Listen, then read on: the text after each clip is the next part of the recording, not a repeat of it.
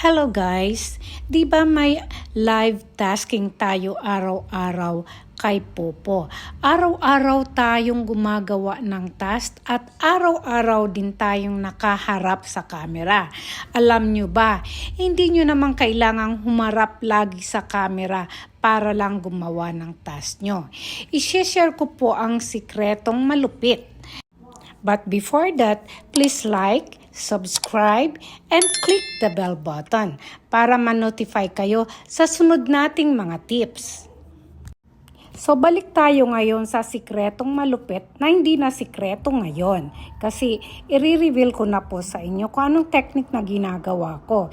Hindi po kailangang nakaharap tayo sa camera araw-araw, lalo na kung marami tayong gawain, di ba?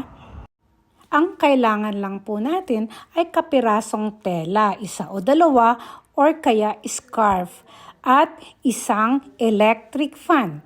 Kung meron kayong portable electric fan, much better. So labas muna tayo dito at ipapakita ko sa inyo po ang aktual na ginagawa ko pag nagla-live po ako, okay? So ito po, nagla-live tayo sa panel. Kung nakikita nyo po, meron lang gumagalaw-galaw na tela dyan. So yan po yung kapirasong tela na nilagay ko sa isa pang tela. So ganun lang po at ang nagpapagalaw sa kanya ay yung electric fan. Kasi po yung system ng Popo, kailangan may nadidetect siyang movement. So nakaka-live tasking kayo at the same time nakakagawa kayo ng mga gawain nyo. Wala pang violation. Kesa nung nagla-live kayo at nakatulog kayo, nagkaroon kayo ng violation. So ganyan lang po kasimple.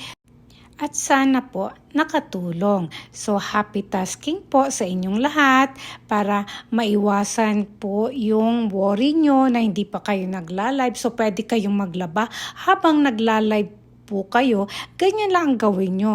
Hindi yung lahat ng gawain natin nakikita na sa camera. Kasi naka-live tayo habang nagluluto, naglalaba. So maiiwasan na po natin yan. Sana po nakatulong sa inyo. So, stress-free na po yung mga live tasking natin.